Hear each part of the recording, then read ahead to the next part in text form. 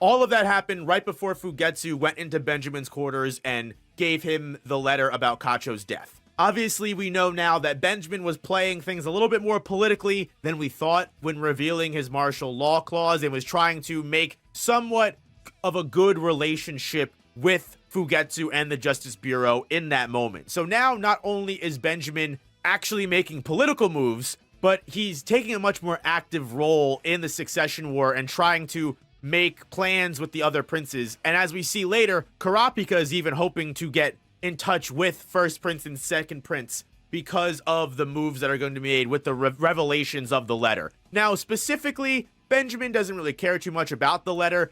We get a quick little view of all the other princes reading the letter. Some of them are shocked, some of them don't really care. But Mariam and Sodnik both reject the letter entirely. Now, this could just because Mariam and his mom, the queen, didn't want to even let anyone in the room, or maybe some person tried to get in the room and they couldn't deliver anything because they got sent to the pocket dimension. Who knows? It could just be because the mom is overprotective. Sodnik is not taking anything because he can't be fucked to focus on anything that isn't Nen training and becoming the next best Nen user of all time. Sodnik truly is one of the most powerful princes in the Kaken Empire, and the fact that he is dedicating all of his time to gaining power and training, thinking that is all he needs to win, he's honestly probably right. We have already seen not just the rumbling that's happened across the boat, but the figurative rumbling that has happened in the Succession War with Hulkenberg's possession arrow and the kind of disruption his feathers and his loyalists have caused amongst different groups.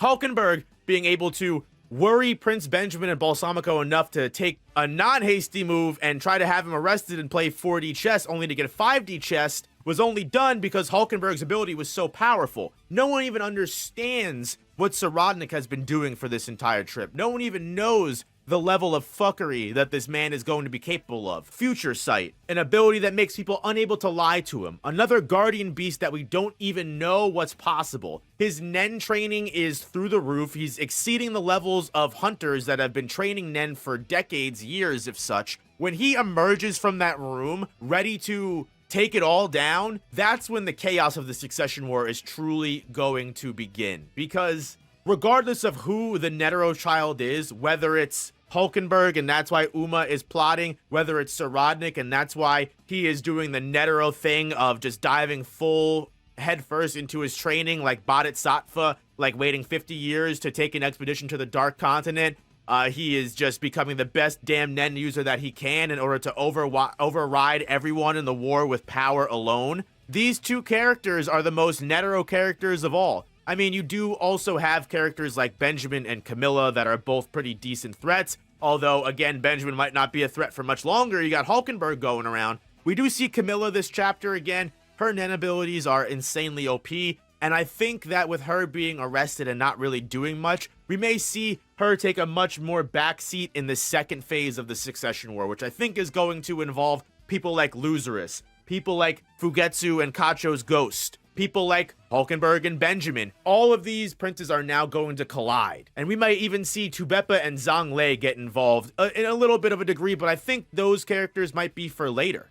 We still know next to nothing about Mariam as well, the other prince that rejected the letter, besides how protective his mom is. And I think just one thing that's really interesting to note is with how protective and helicopter parent his mom is, it's cute how his Nen beast is also this overprotective, insanely strong, and just terrifying monster that will do whatever it takes to keep Mariam safe. Mariam's guardian Nen beast was developed out of what he knows, and it's literally the people around him will protect him. He's been heavily protected his own life. His mom protected him even more than Momose, her other child, which you could argue could potentially lead to her prioritizing Mariam because he's a Beyond child, because she moved all of Momose's guards to Mariam, and then Momose died right afterwards. Maybe she's conspiring. It's unclear at this point because not only has Hulkenberg leveled up, not only has Sodnik, the one that looks just like Isaac Netero,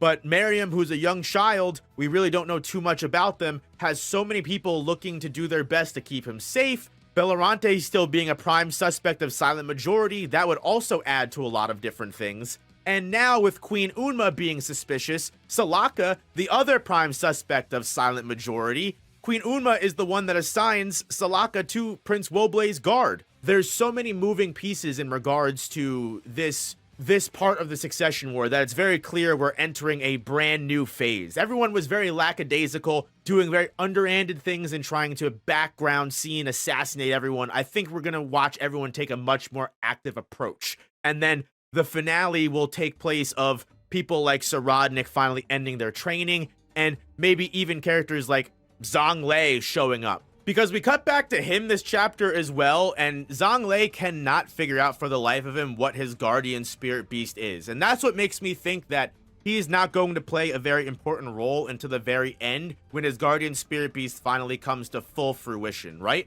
So his main problem is that, you know, his guardian spirit beast has just been spitting out these coins daily. He's been giving them out to people, spreading them all over the place to spread the wealth, and those numbers have gone up daily, at least so far. And then when they reach 10, well, we just got to day 10. So once they turn to day 11, all of the other coins that have been spitting out that weren't at day 10 all jumped to day 10. And even new coins, I believe, are like jumping to the value. So it's throwing them off entirely. And Zang Le is just losing his mind because he cannot figure out what the hell this ability means. At first, he thought the value increased by the day. Now it's something entirely different. And what does that mean for all the other people he's been giving coins to? But most importantly, what drives Zang Le absolutely insane doesn't have anyone near him that is smart enough to potentially help him figure it out.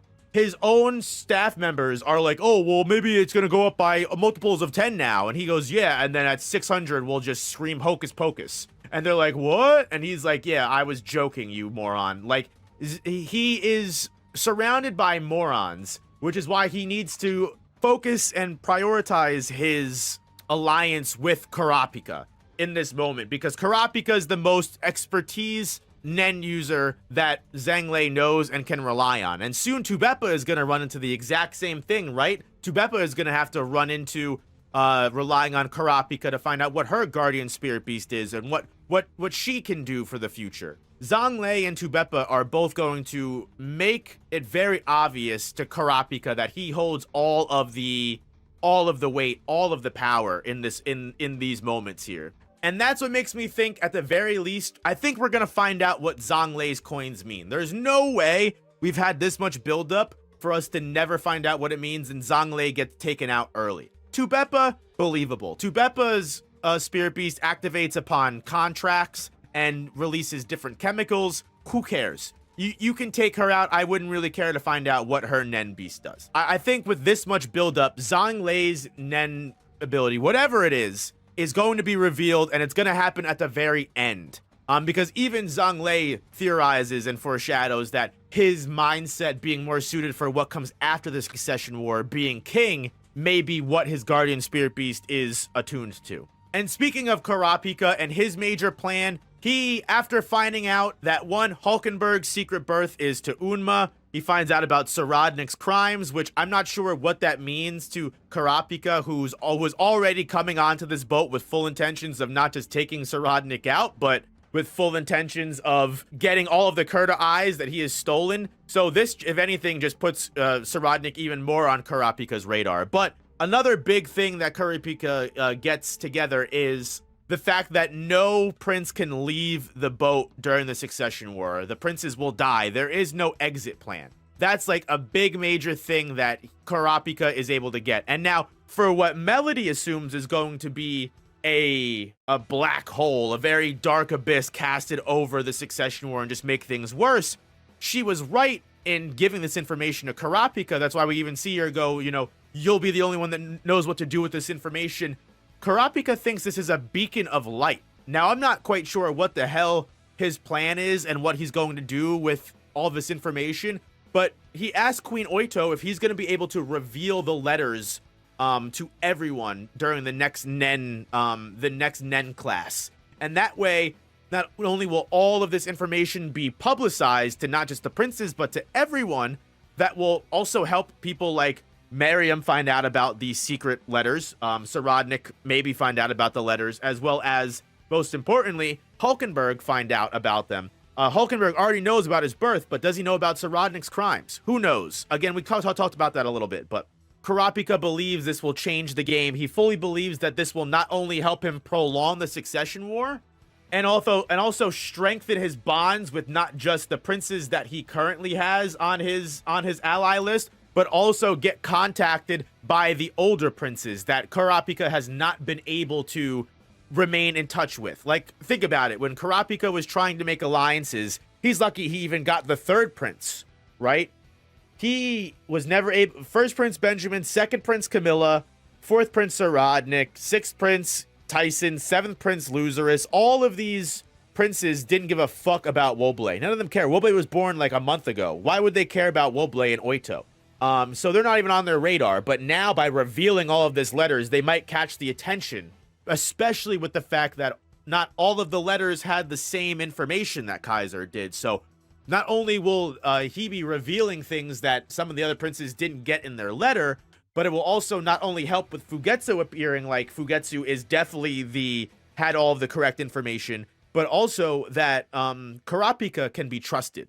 Hulkenberg and Kurapika are the masterminds of this whole entire succession war, in my honest opinion. The crimes of Sodnik may make Kurapika, like I said before, even more resolved to take him out as soon as possible, which who knows if that's even going to be possible, because at this point, as mentioned before, sure, experience doesn't make for you can't make up experience with talent. Sodnik has never been in a real Nen battle before, but with 2 Guardian Spirit Beasts and Future Sight, Kurapika's Emperor time, while putting him on the level of like Uvogin and like strong Phantom Troop members, that would be a good fight. That'll be a very good fight. But without speaking too much on that, because I want to save a whole section of a rant for that later on, maybe when we get some more information on Sodnik, it also might put Kurapika in First Prince Benjamin's orbit. Because remember, if revealing that information that First Prince Benjamin didn't get, not only will this confirm the theory that he wrote off as an internet rumor, if it gets them in contact, this may interfere with Hulkenberg unironically. Because remember, as far as I'm concerned, I think Hulkenberg has taken Benjamin down if he's able to fulfill his fake death and get Balsamico in the same room as Benjamin. I think it's over. I don't think his Guardian Spirit Beast will protect him from that. But if Kurapika interferes, it may just make all of the difference in the world. But yeah, Kurapika thinks he can save everyone now. How? Who the hell knows? But if he believes it, then so do I, because man has been juggling so much this entire succession war. The fact that he is now confident makes me feel confident. I believe in him. I wonder how much life has been shaved off so far using Emperor time. If Kurapika dies at the end of this arc, he gets all of his Kurta clan eyes, and then Emperor time finally saps his last second away, and he collapses with all of his eyes, and that's how he dies, and that's how Kurapika's story ends. I would be fucking livid. Since the dude with Theta's a Netero kid, maybe she's one too, and if so, what happens to her curse if Sodnik kills her? Won't it activate and kill him?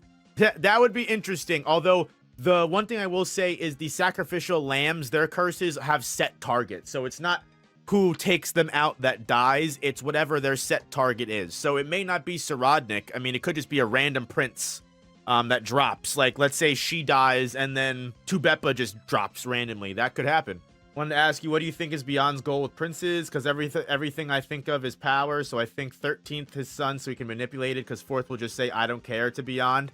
It's interesting. Yeah, I mean, it makes sense that Mariam would be able to be manipulated for sure, because of how young they are and how much they've relied on, like, their mother. Like I said, clearly their guardian spirit beast reflecting that protective environment they've been around. It makes sense that Mariam would default to whatever, Beyond wants, which is believable, right? But maybe Beyond isn't necessarily looking for someone to follow his every command, right? Because again, not to say Beyond and Isaac are the same people, but Isaac picked all of his Zodiacs not because he thought that they were the greatest people for the job, but because they were the only people that were able to compete with him in those areas. Like, Pariston was the vice president, not because he was a great dude and was the right for the association, but because Netero saw him as his, like, closest competitor.